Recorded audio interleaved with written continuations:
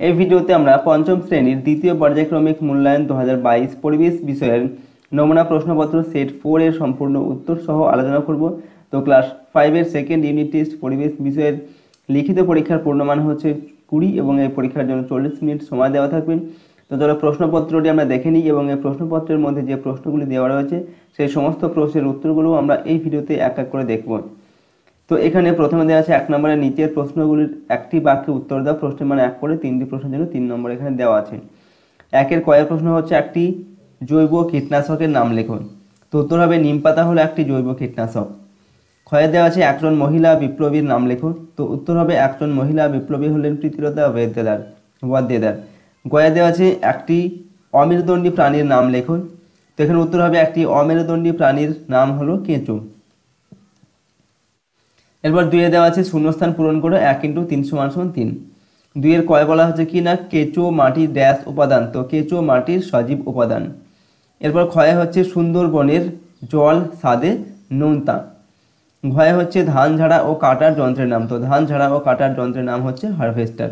ওকে, এরপরের প্রশ্ন হচ্ছে এখানে 3 দাগে দেওয়া আছে বাম স্তম্ভের সঙ্গে ডান স্তম্ভ মেলাও। 4টি প্রশ্ন দেওয়া আছে, 4 একে 4 নম্বর দেওয়া আছে, প্রত্যেকটির জন্য 1 নম্বর করে।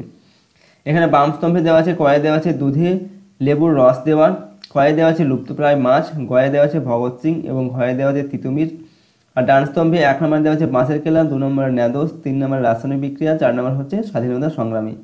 তো দুধে লেবুর রস দেওয়া এটা হচ্ছে একটি রাসায়নিক বিক্রিয়া, তো এটার সাথে 3 নম্বরটা মিলবে। লুপ্তপ্রায় মাছ, তো ন্যাদোস এটা হচ্ছে একটি লুপ্তপ্রায় মাছ, তো ক্ষয়ের সাথে 2 নম্বরটা মিলবে। ভগৎ সিং তিনি হচ্ছেন একজন স্বাধীনতা সংগ্রামী, তো 4 নম্বর সাথে মিলবে। আর তিতুমির তিনি বাঁশের কেলা তৈরি করেছিলেন, তো তিতুমিরের সঙ্গে 1 নম্বর অপশন বাঁশের কেলা এটা মিলবে। এরপরের প্রশ্ন এখানে রয়েছে 4 নম্বর দাগে সঠিক উত্তরটি বেছে নিয়ে লেখো। প্রশ্নের মান 1 করে 4টির জন্য 4 নম্বর দেওয়া আছে। 4 এর কয়েক প্রশ্ন হচ্ছে তরাই অঞ্চলে উৎপন্ন একটি ফল হলো কলা, আনারস না আপেল। তো তরাই অঞ্চলে উৎপন্ন একটি ফল হচ্ছে আনারস। ক্ষয়ে দেওয়া আছে বালি আর কাদা প্রায় সমান সমান থাকে দোআঁশ এঁটেল না বেলে মাটিতে।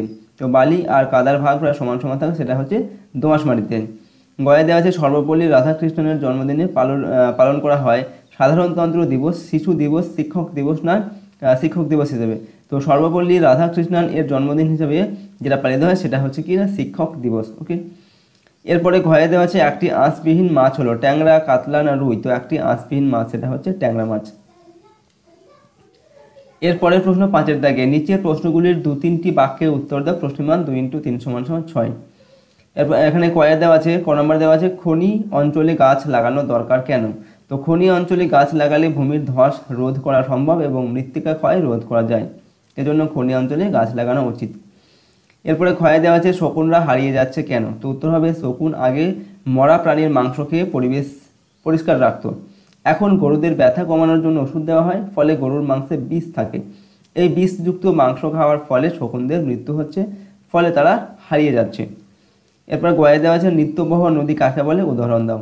তোমরা উত্তর লিখবো যে সকল নদীগুলিতে সারা বছর ধরেই জলপ্রবাহ দেখা যায় তাদের নিত্যবহ নদী বলে। উদাহরণ হচ্ছে ভারতের গঙ্গা নদী, ব্রহ্মপুত্র নদ প্রভৃতি উল্লেখযোগ্য নিত্যবহ নদী। তো এটা ছিল ক্লাস 5 সেকেন্ড ইউনিট টেস্ট পরিবেশ বিষয়ের একটি নমুনা প্রশ্নপত্র সেট 4 এটা। এখানে এই সেট 4 এর সমস্ত প্রশ্নের উত্তরগুলো করে দেওয়া হয়েছে। প্রশ্ন উত্তরগুলো তোমরা ভালোভাবে প্র্যাকটিস করবে।